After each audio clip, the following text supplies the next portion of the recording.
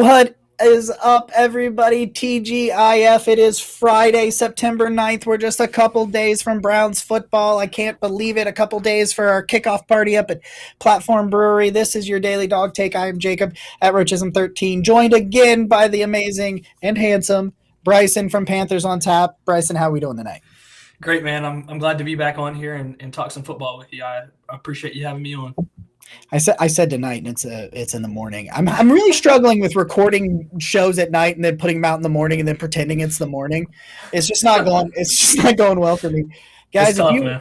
Yeah, so what are you gonna do, guys? If you are ready, you are not quite ready for the season because you don't have your apparel game on point. Well, guess what? We got you taken care of with our friends over at Homage. They got the best vintage gear on the market. We are going to give away two $50 Homage gift cards on Sunday at Pack the Platform at Platform Brewery up off of Lorraine Avenue in Ohio City. So if you want to get decked out, they got Victory Monday shirts. They got Blitz the League shirts they just released out, all that kind of stuff. Check out Homage. I'll put a link in the description down below.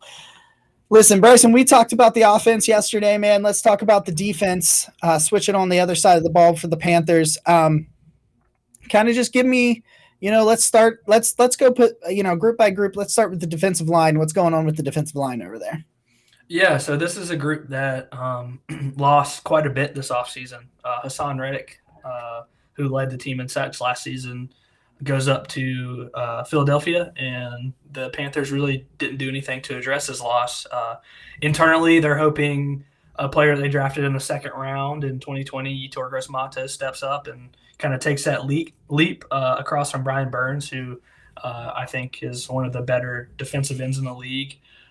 Very fast, speedy. His nickname's Spidey Burns, coming off the edge. He does the Spider-Man pose when he gets a sack. So he does struggle. Brian Burns does when he's double teamed. So to get that other pressure consistent from the other side of the line, from Yetur, Marquise Haynes, who's a rotational player, will be important for Carolina versus the Browns. And then on the inside, Derek Brown, who was a top 10 pick a couple years ago, a really good defensive tackle that we as Panther fans is going to take another step.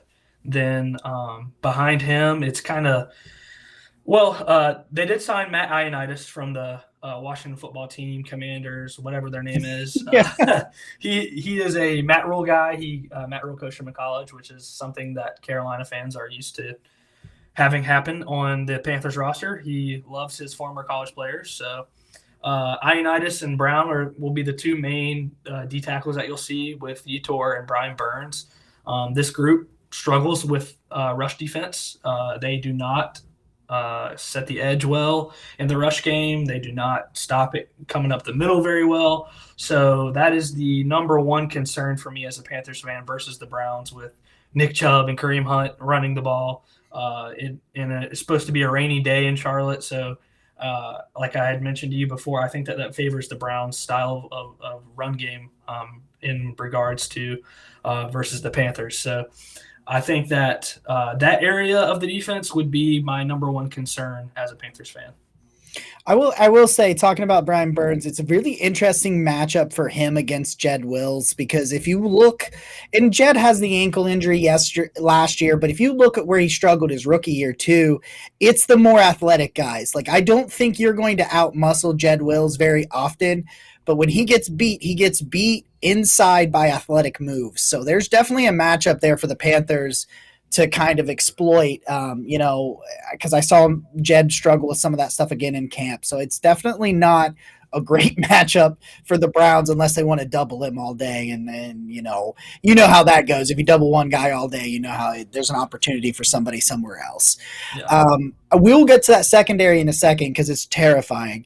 But let's slide back to the linebacker core. The Browns that's kind of a weak spot for the Browns.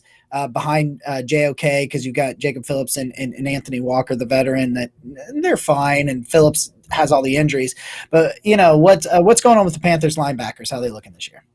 Yeah, so this was a group going into the offseason that I was not very high on, and my co-host on my show was not either. But kind of throughout training camp, we've grown a little bit more to be comfortable with this group. They mostly with the emergence of a rookie, Brandon Smith out of Penn State that they drafted in the 4th round this year. He's been playing very well throughout the preseason and in training camp. And I think that he'll have quite a bit of playing time on Sunday. But starting at the top, one of the leaders of the team is Shaq Thompson.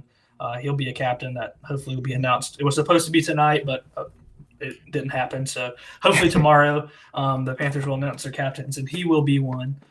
Then Frankie Louvu is a very exciting player that pops on the screen a lot. He will make some plays.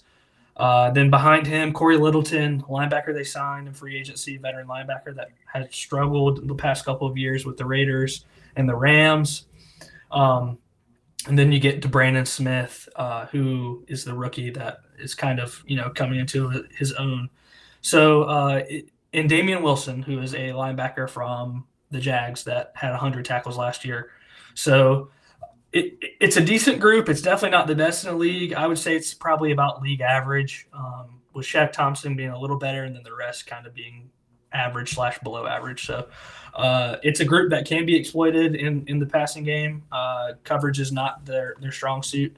I'd say that they do specialize more in run, so it gets past the defensive line, and the linebackers are always there to clean it up most of the time. So I would say that this group it's about average. Brandon Smith, that is a name that Browns fans that followed me are familiar with in the draft. It was definitely a name. I was like, it wouldn't be a bad idea to get him up here. So I definitely am a little bit envious. Whenever I like it, with JOK being the exception, whenever I like a linebacker, he just right when I think he's going to potentially get to Cleveland and I hear that they're interested, he'll just get taken like 10 picks ahead of them. Like last year, a couple of years ago, it was Logan Wilson who's in with the Bengals now, and I was huge on him. And I love those Wyoming linebackers, man. When they're coming out of Wyoming, you just go ahead and you spend a draft pick on them. You do pretty good over there. It's just like, I like that. So all right, shift it back. Corners and safeties, man. Jaycee Horn was my dude in that draft, man, and I love Greg Newsome. I wouldn't trade him for the world, but Jaycee Horn, it was really interesting because JC was like back of the first round. It felt like when that draft cycle started, maybe not for NFL teams, but for us on the outside looking in. And I was kind of like, man, I hope nobody finds out about this Jaycee Horn that he runs up there. I actually picked him to win Defensive Rookie of the Year last year before the injury. I thought he was going to be really good. CJ Henderson, man, I just don't think he gets enough respect over there on the other side of it. And then Jeremy Chin. I mean, it's a very talented group, man. So let's talk about these defensive backs. Yeah, so Jaycee Horn, like you mentioned, coming off the injury all throughout camp, just a true lockdown number one corner. And if he can stay healthy, is going to be one of the best in the league. We really believe that in Carolina. So he's the number one. And then they re-signed Dante Jackson, who's been the number one corner in Carolina for a while, but who's kind of taken a backseat to Jaycee Horn. Dante Jackson is a corner that has a lot of speed, one of the fastest corners in the league, but struggles in coverage sometimes and can be exploited. So he's probably the number two right now, with CJ Henderson being the 3 in the slot. Henderson is a former top 10 pick a couple of years ago. Carolina traded a tight end and a 4th round pick for last year and got him out of the Jaguars with Urban Meyer and he's really taken to Steve Wilkes and Carolina and coming to his own as well. So it's a very good trio of corners that really are going to be a good group this year. And then going to the safeties, Xavier Woods was a free agent signing this offseason from, I think his last name was the Vikings. I know he's played for the Cowboys and the Vikings, who's been playing very well in Carolina. And then beside of him, of course, is Jeremy Chin, who's one of my favorite Carolina Panthers. Really, really just he's good at everything on the field. He can do just about anything. I prefer him just as my personal preference, more up in the box, closer to the line of scrimmage, because he is a sideline to sideline player. He reminds me a lot of prime Luke Kuechly in Carolina, where he's just all over the field, getting in the backfield, tackling running back to get past the defensive line and all kinds of stuff. So, but he's also a good safety and coverage as well. So I think our secondary is one of the better ones in the league, and I think it's very underrated. But I think that, once we do get a couple games on film and the league starts seeing it, I think that the secondary will get their respect that they earned.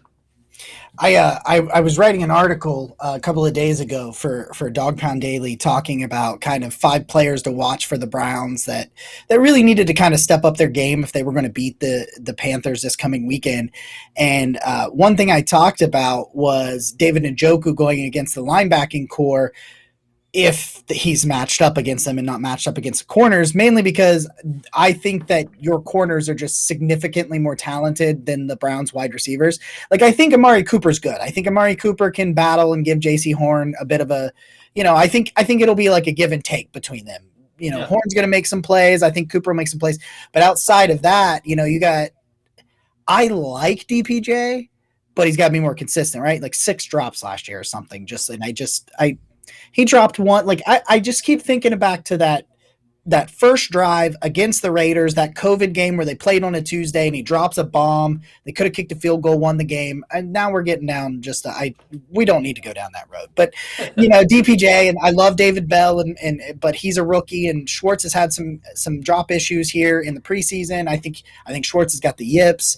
And so I'm worried. I'm just worried that there's just too much talent in that secondary to really get much going from the wide receivers if Kareem Hunt and David Njoku doesn't get something going. Like, I think they've got to, you kind of talked about league average linebackers, and it's like, I'll take league average linebackers a lot more than I'll take top 10 secondary. Although let's go after those linebackers and kind of do that and, go after that.